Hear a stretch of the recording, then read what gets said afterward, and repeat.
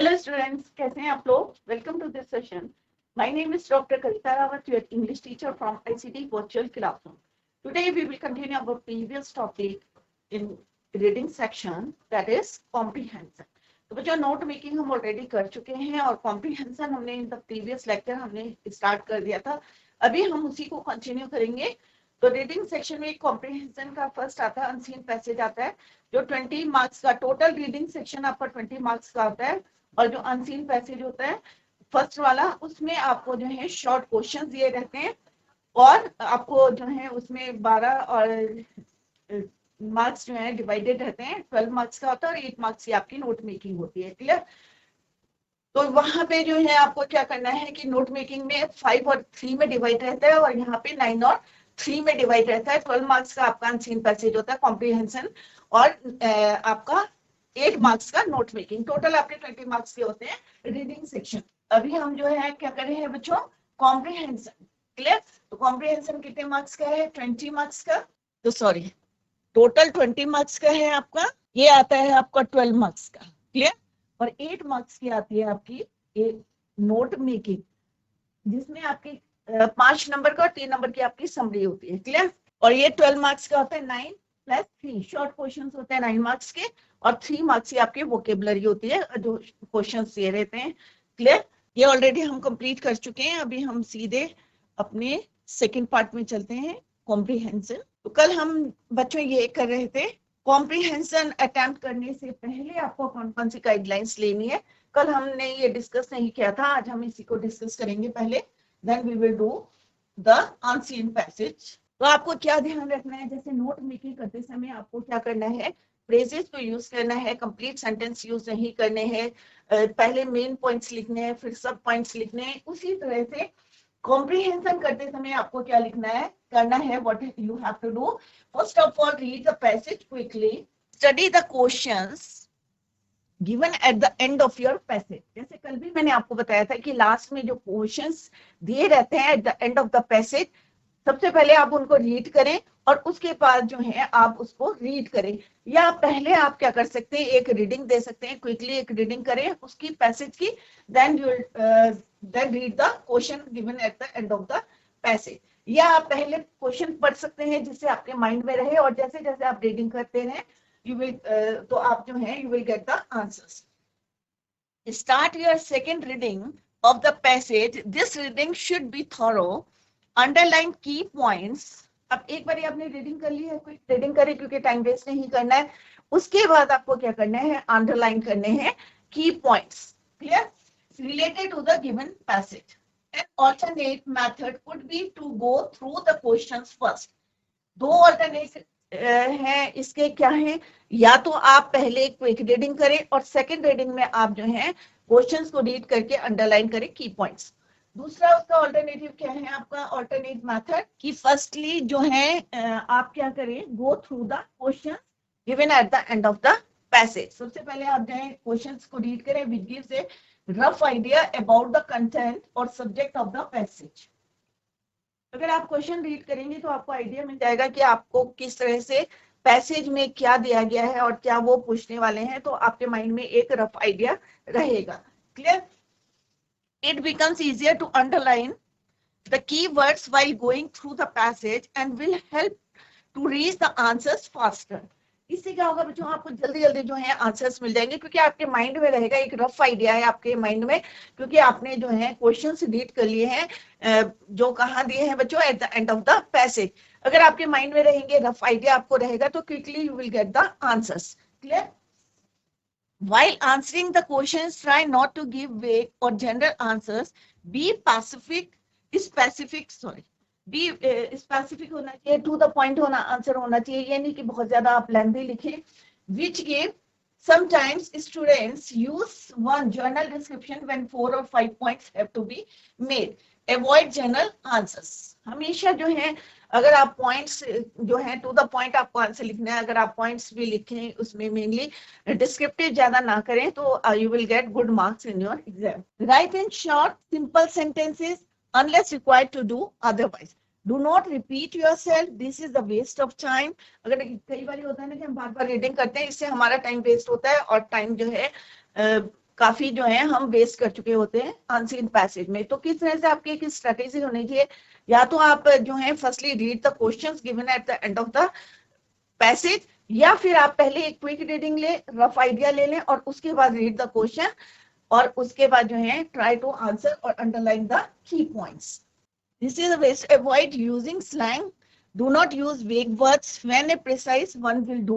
Make sure that you use your own words as far as possible. This means that, और आप जब भी आप आंसर दें तो क्या करें, क्वेश्चंस में से ट्राई टू पिक कुछ क्वेश्चन जो वर्ड्स जो हैं वहां से पिक करें, स्टार्ट वहां से करें, then you will write it in your own words. This means that you must summarize and interpret information, never copy.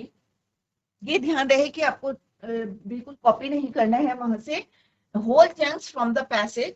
कई बार बच्चे क्या करते हैं, पूरा का पूरा जो है पैसेज जो है, अब उनको लगता है दिस इज द आंसर, और पूरा का पूरा जो है वहां से उठा के जो है आंसर में लिख देते हैं. ऐसा नहीं करें, क्योंकि you are in 11th standard. When answering factual questions, such that questions that involve words like what, when, how, why, do not include information not given in the passage. While answering the why question, you may begin your answer with this is because of a similar phrase. While answering vocabulary questions, determine the part of speech of the word. Your answer should have the same part of speech. जब अभी हम देखेंगे, अभी हम scene passage देखेंगे, तो जो vocabulary के क्वेश्चंस हैं किस तरह से आपको आंसर देने, वो अभी हम डिटेल में पढ़ेंगे.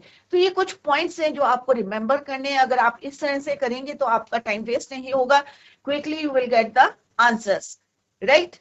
तो बच्चों समझ में आ गया है कि किस तरह से आपको रीड करना है. या तो एक आप क्विक रीडिंग करें उसकी, क्विकली स्टडी द क्वेश्चंस, या पैसेज को रीड करें पहले, या आप सबसे पहले कहाँ जाएं, आप गो थ्रू द, सीधे आप जो है उसके क्वेश्चंस के पास क्वेश्चंस को रीड कर सकते हैं, and then underline the key words और key points which are given according to the question, जो है आप अंडरलाइन उसको कर सकते हैं अगर आपके पास रफ आइडिया है. क्लियर. तो दोनों जो है मेथड आप यूज कर सकते हैं. इधर आप क्विक रीडिंग करें, और आप जो है firstly read the question given at the end of the passage. Clear.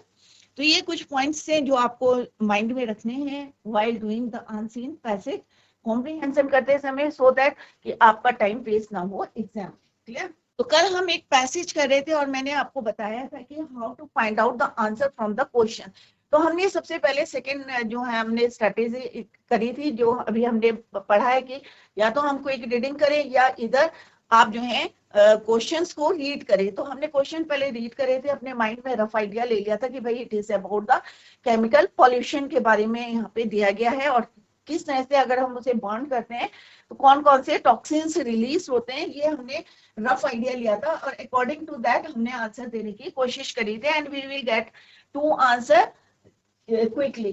क्योंकि जैसे हमने रीड करा तो हमें पता चल गया था कि जितने भी जो है टॉक्सिन्स रिलीज होते हैं उससे किसकी पॉसिबिलिटी रहती है, कैंसर की. तो फर्स्ट का हमें आंसर मिल गया था.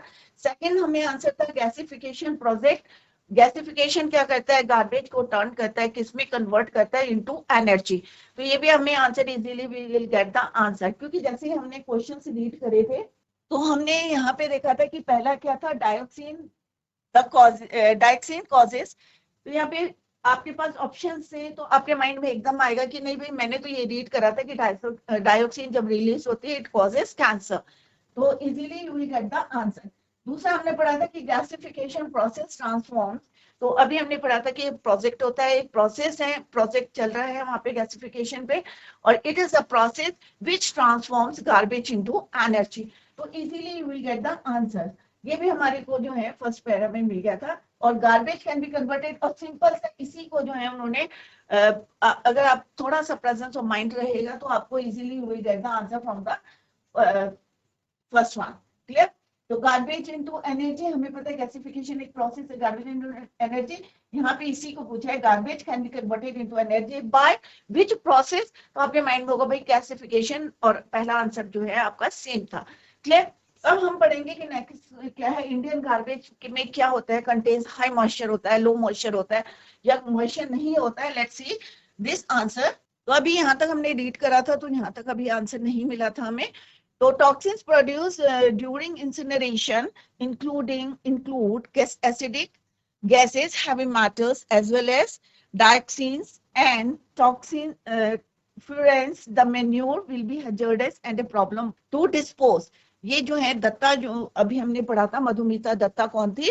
Central coordinator with Toxic Link, New Delhi. Municipal solid waste contains, अब जो municipal solid waste contains a mix of plastics. Breaking down this waste emits hydrochloric acid. जब इस प्लास्टिक्स को जो है मिक्स ऑफ प्लास्टिक्स होता है, जब इसका ब्रेकडाउन होता है तो क्या बन जाता है? ये एमिट्स क्या निकालता है? Hydrochloric acid, HCl. तो आपने पढ़ा होगा केमिस्ट्री में कि हाइड्रोक्लोरिक एसिड HCl कितना हार्मफुल होता है, विच अटैक्स द, किसको अटैक करता है? हमारे रेस्पिरेटरी सिस्टम को, स्किन, आई में भी अभी आपको जो है क्वेश्चन मिल सकता है, रिजल्टिंग इन कफिंग. और उसका रिजल्ट क्या होगा? जब ये हमारी रेस्पिरेटरी सिस्टम में अटैक करेगा या हमारी स्किन में करेगा, आईज में करेगा, तो इसका रिजल्ट क्या होगा? Coughing, vomiting and nausea. Polythene generates, अब पॉलीथीन क्या जनरेट करता है? volatile compounds like formaldehyde and acetaldehyde, both suspected carcinogenic. Breathing styrene from polystyrene can cause leukemia. आगे क्वेश्चन है, अभी हम रीड करेंगे उसको. Polyurethane is associated with asthma. तो यहाँ पे अभी नेक्स्ट क्वेश्चन में भी आ सकता है कि अस्थमा किसकी वजह से हो सकता है, तो आपको यहाँ पे पॉलीयूरेथेन से इज एसोसिएटेड विद अस्थमा, तो अस्थमा किसकी वजह से, तो ये आप उसमें लिख सकते हैं. Clear? Next, dioxin released by PVC is a powerful hormone disruptor and causes a birth defects and reproductive problems. किसकी वजह से आती है? ये भी आपको यहाँ पे, dioxin released by PVC is a powerful hormone disruptor. अब हम क्वेश्चन आंसर्स भी देख लेते हैं कौन कौन से हैं. तो फर्स्ट कौन सा है क्वेश्चन बच्चों? Which toxic chemical is released on burning plastic waste? तो अभी हमने अंडरलाइन करा था कि प्लास्टिक वेस्ट से जो है क्या जो है रिलीज होती है. तो dioxin and organochlorine belonging to the family of persistent organic pollutants, POPs, it causes cancer. तो harmful, how is it harmful? तो it causes cancer. तो ये अभी ऑलरेडी हमने वहां पे मार्क करा हुआ. नेक्स्ट क्वेश्चन क्या है बच्चों? What is the aim of waste to energy project? अब वेस्ट टू एनर्जी प्रोजेक्ट जो लगा है उसका क्या एम है? What is likely to happen during incineration?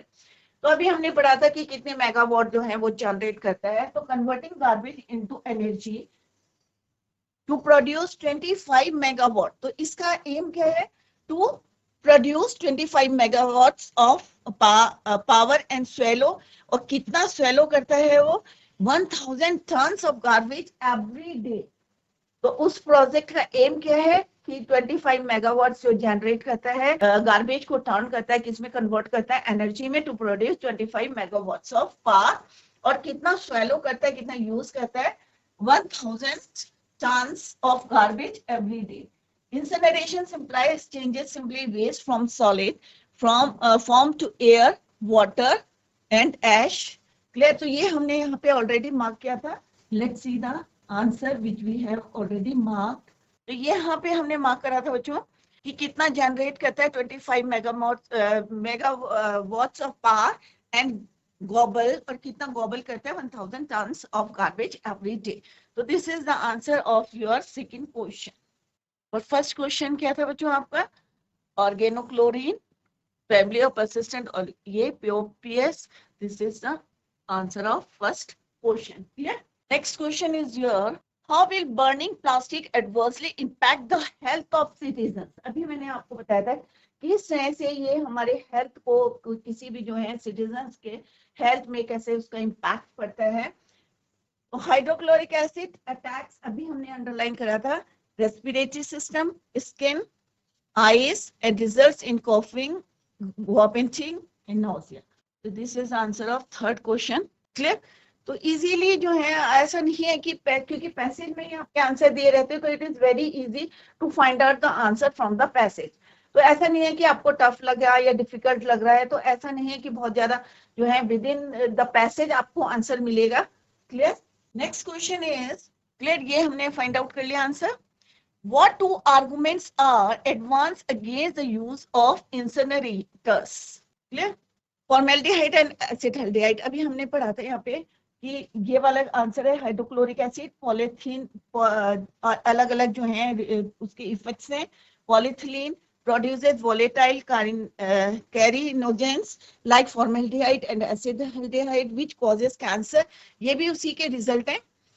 Breathing styrene from पॉलीस्टाइन, ये सारे पॉइंट्स जो है हमने मार्क करे हैं, तो वहां से आप जो है इसको लिख सकते हैं। तो इस वाले आंसर जो है बच्चों, इसके 3-4 पॉइंट्स हैं, वो आपको यहाँ पे लिखने हैं। क्लियर, वो हमने यहाँ पे लिखे हैं और ऑलरेडी वी हैव मार्क्ड। ये वाले सारे पॉइंट्स जो हैं आप यहाँ से इसको लिख सकते हैं, जितने भी आपको लगते हैं करेक्ट हैं। कौन कौन सी ये वाला पॉइंट्स है, फॉर्मल्डिहाइड, एसिटाल्डिहाइड, इस तरह से हमें ये कॉज करता है ल्यूकेमिया, ये करता है हमारे hormone disruptor, causes birth defects. तो ये सारे पॉइंट्स जो हैं, और इसका इफेक्ट इसमें पड़ता है रिप्रोडक्टिव प्रॉब्लम्स को। क्लियर, अब नेक्स्ट क्वेश्चन पहले हम रीड करते हैं और अंडरलाइन करते हैं, then we will see the next question. Even the best run incinerator in the world have to deal with stringent norms apart from contaminated filters and ash, making them hugely expensive and to operate, says Tata. In Germany, air pollution devices accounted for 2/3 the cost of incineration. Despite such efforts, the European Dioxin Inventory noted that the input of dioxin into the atmosphere was the highest from the incineration. India does not have the facility to test dioxin at the cost of setting one up is prohibitively expensive, says Datta. क्योंकि हमारे पास कोई ऐसा test नहीं कर सकते हम the cost of setting one up. Indian garbage has a low, अब देखो जो आपका एमसीक्यू क्वेश्चन था, मल्टी चॉइस क्वेश्चन, तो एक क्वेश्चन क्या था कि जो हमारा गार्बेज होता है उसमें हाई जो है मॉइस्चर रहता है या लो मॉइस्चर रहता है या मॉइस्चर नहीं रहता है। तो अब जो है वो आंसर आया है आपका इंडिया डज नॉट हैव, क्योंकि हमारे माइंड में है कि वो क्वेश्चन था, तो India does not have the facility to test its Indian garbage has a low calorific content of about 800 calories per kg since it has high moisture. Clear? And requires additional fuel to burn. क्योंकि high moisture रहता है तो उसको क्या चाहिए? Additional fuel to burn. Toxic Sling calculates that electricity generated from such technology will cost between 5 to 7 per unit, which is 6 times higher than conventional energy. India has chosen a dioxin preventive route. अब हम देखते हैं कि वो वाला answer जो है India garbage contains, तो अभी हमने अंडरलाइन करा क्या है, Indian garbage contains low moisture, high moisture, no moisture. तो इसका answer right answer is your high moisture. Indian garbage में क्या होता है? High moisture. Clear? Biomedical rules, nearly 80% of Indian garbage is recyclable or compostable, कि easily आप उसको compost कर सकते हैं। Resident associations, the normal sector and the municipal corporation can make the least garbage disappear in a sustainable manner, कि हमने environment को भी नुकसान नहीं किया और हमने किस तरह से उसको कंपोस्ट करा। Next question is what two arguments, कौन कौन से two arguments है ये हमने अभी मार्क करा है। X or B gently expensive to operate, release of dioxin is higher from incinerators. Next question क्या है बच्चों आपका? Why would gasification of waste prove a wasteful luxury in India? Its answer is Indian garbage has a low calorific content of about, ये हमने वहां पे mark करा है, because it has high moisture, क्योंकि इसमें high moisture है, and it requires additional fuel to burn. तो इस तरह से हमने देखा कि जैसे जैसे हमने रीडिंग करी और हमने अंडरलाइन करा था, और we will get the right answer. Nearly 80% of Indian garbage is recyclable or compostable. Clear? कि इजीली रिसाइकल, तो ये आंसर हमने वहां से फाइंड आउट करे और easily we will get the answer. Next question क्या है बच्चों? Find words in the passage similar in meaning. अब मीनिंग में जो है सिमिलर वेस्ट मटेरियल, तो वेस्ट मटेरियल यहाँ पे किसके लिए यूज हुआ है बच्चों? तो ये तो आप अगर आपको फाइंड आउट नहीं भी करते हैं तो भी आपको पता है वेस्ट मटेरियल हमने किसके लिए यूज करा है? गार्बेज के लिए। तो it's answer is your garbage. Swallow means, तो हमने अभी एक वर्ड यहाँ पे पढ़ा है, हाई मॉइस्चर, गोबल। तो गोबल का मतलब क्या होता है बच्चों? स्वैलो करना। Clear? Swallow means gobble, waste material means garbage. तो ये आपने देखा होगा कि कितनी इजीली जो है we will get the answers, और किस तरह से हमने अपने माइंड में रखा, क्वेश्चंस को हमने रीड करा। दोनों कर सकते हैं आप, एक पहले क्विक रीडिंग लेके अपना रफ आइडिया ले सकते हैं, या आप जो है क्वेश्चंस को पढ़ के एक रफ आइडिया अपने माइंड में ले सकते हैं। देन आप रीडिंग जैसे जैसे रीडिंग करेंगे easily you will get the answer. Clear? तो ये एक हमने पैसेज कराया। आई होप आप लोगों की समझ में आ गया होगा कि एग्जाम में टाइम वेस्ट नहीं करना है, क्योंकि बच्चे 10 बारी जो है 2-3 बारी रीडिंग करने की कोशिश करते हैं और आंसर ढूंढने की कोशिश करते हैं। तो अगर आपके फर्स्ट 2 क्वेश्चंस आपको रीड करने हैं, तो पहले जो है फर्स्ट पैराग्राफ में you will get the answer of first 2 questions. तो आपको no need to read it again, तो दोबारा पढ़ने की जो है रीड करने की जरूरत नहीं है, और फिर आप आगे रीड करेंगे, तो जैसे जैसे रीड करेंगे you will get the answer. Clear? One more passage is here, तो हम इसको भी उसी तरीके से सॉल्व करते हैं, और फिर आप लोग जो है घर में प्रैक्टिस करेंगे, और हम फिर नेक्स्ट टॉपिक लेंगे अपना राइटिंग सेक्शन में। तो हमारा रीडिंग सेक्शन कंप्लीट हो जाएगा बच्चों, और उसके बाद हम स्टार्ट करेंगे अपना राइटिंग सेक्शन, जिसमें आपके लेटर आते हैं, और आर्टिकल्स लिखने के लिए आते हैं, या पोस्टर बनाने के लिए आता है, नोटिस आता है आपके एग्जाम में, तो वो हम later we will do that part.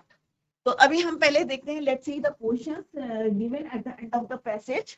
पहले हमारे एमसीक्यू क्वेश्चंस हैं कि यहाँ पे जैसे हम अगर क्वेश्चंस रीड करते हैं, what do the psychologists, educators, parents want to teach the children?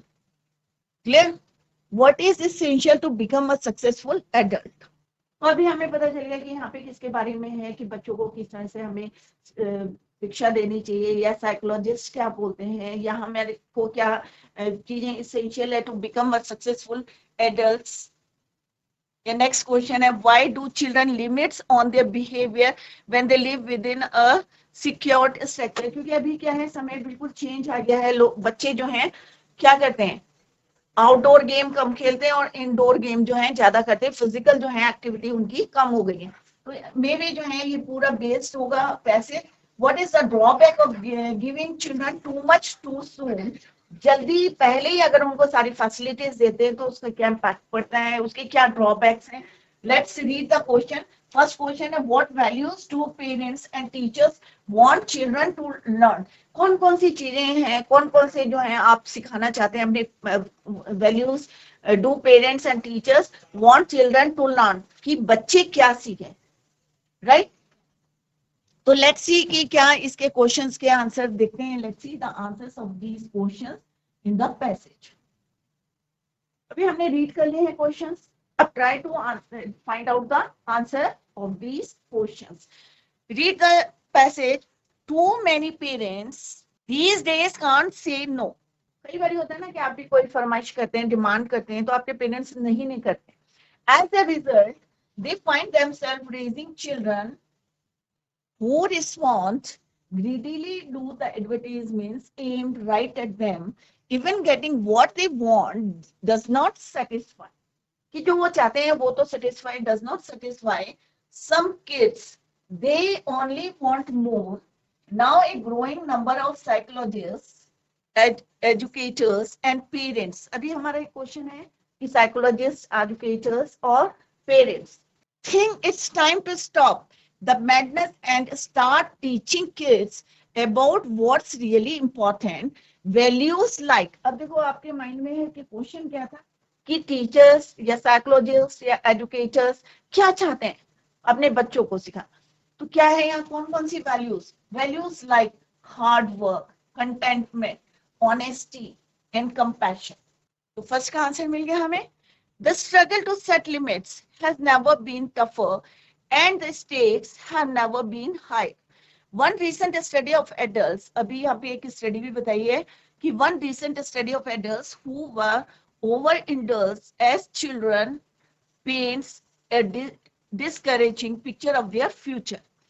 When given too much too soon, अगर उन्हें जल्दी ही, they grow up to be adults who have difficulty coping with life's disappointments. They also have distorted sense of entitlement that gets in the way of success in the workplace and in relationship. तो first question क्या है बच्चों, यहाँ पे क्या है, what do the psychologists, educators, parents want to teach the children?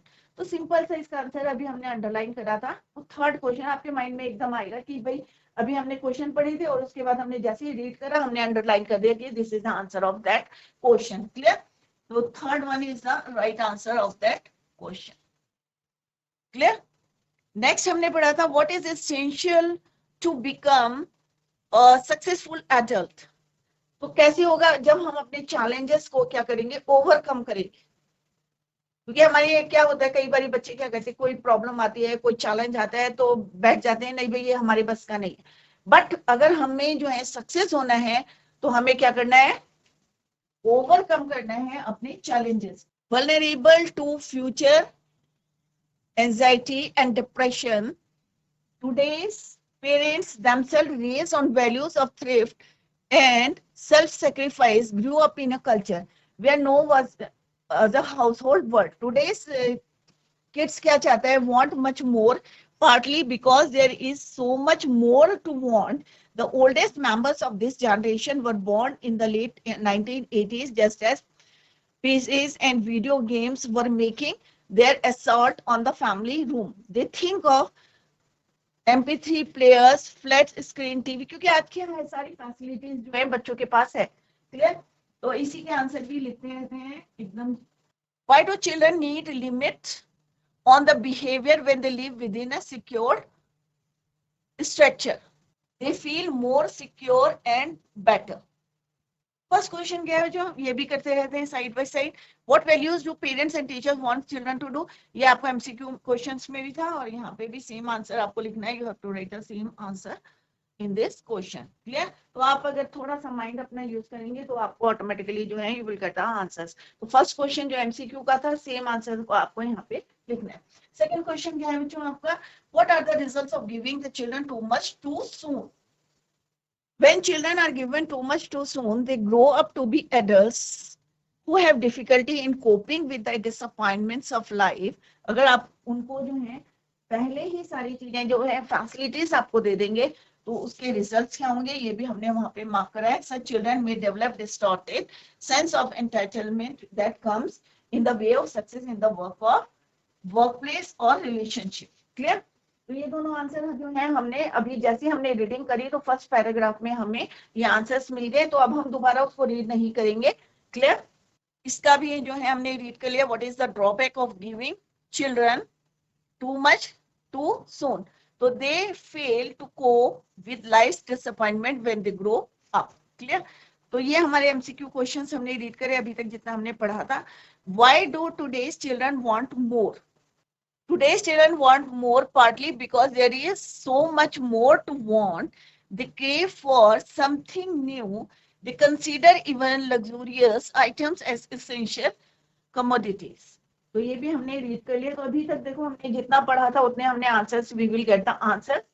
Next is your one survey of teenagers found that when they crave for something new, ये answer हमने अभी लिख लिया है। Today's parents are not equipped to deal with the problem.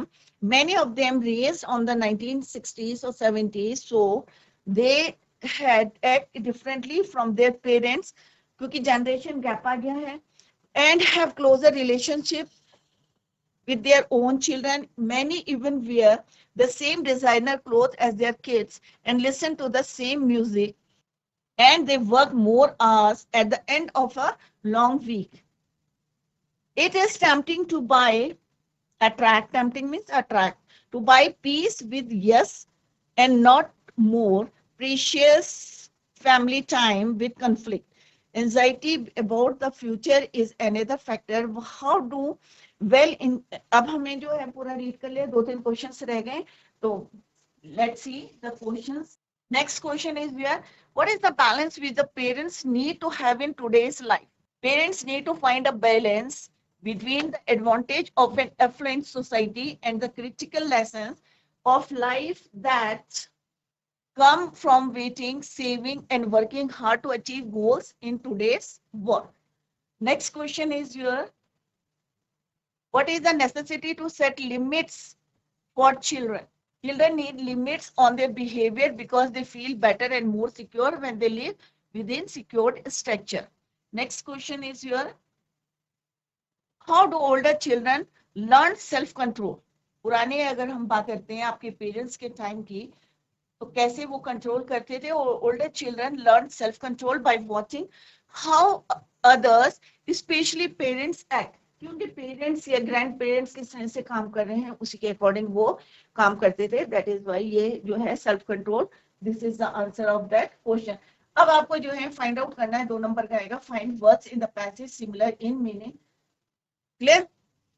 A feeling of satisfaction. कई बार क्या होता है बच्चों कि यहाँ पे आपको जो है ऑप्शन भी दिए रहते हैं कि कहाँ पे आपको वो वर्ड मिलेगा. Para number 1. तो आपको ज्यादा रीड नहीं करना, खाली पैरा नंबर 1 में जाना है और देखना है which word meaning is a feeling of satisfaction. Clear? तो पैरा 1 है, तो लेट्स सी. फर्स्ट पैरे में देखते हैं हम दिस वर्ड कंटेंटमेंट. क्लियर? तो यहाँ पे हम इसको मार्क कर देते हैं. तो this is the meaning of that question. इसी तरह से आपको दूसरा वाला भी फाइंड आउट करना है. वैल्यूएबल पैरा नंबर 3 में है and it's meaning is precious. Valuable, precious. तो पैरा नंबर 3, 1 2 3. तो यहाँ पे आप मार्क कर सकते हैं. तो इसी पैराग्राफ में आप फाइंड आउट करेंगे. तो प्रीशियस एक वर्ड आएगा यहाँ पे. Tempting means attraction. तो आप इसको रीड करें क्योंकि थर्ड में आपका जो है सेम वर्ड है. तो read the paragraph and you will get the answer. तो precious is the right answer. तो इस तरह से आपको एग्जाम में करना है. तो आज हमने रीडिंग सेक्शन 1 जो है reading section A, section A reading section होता है, वो आज हमने कंप्लीट करा है. तो बच्चों नेक्स्ट लेक्चर में हम सेक्शन बी करेंगे, राइटिंग, एडवांस राइटिंग स्किल का. तो दैट्स ऑल फॉर टुडे. और revise the topic at home. सारा जो है रिवाइज करें. कहीं पे कोई पॉइंट समझ में नहीं आया है क्योंकि सेक्शन ए में easily you will get good marks in your exam. That's all for today. Thank you so much. Bye. Take care. Have a nice day.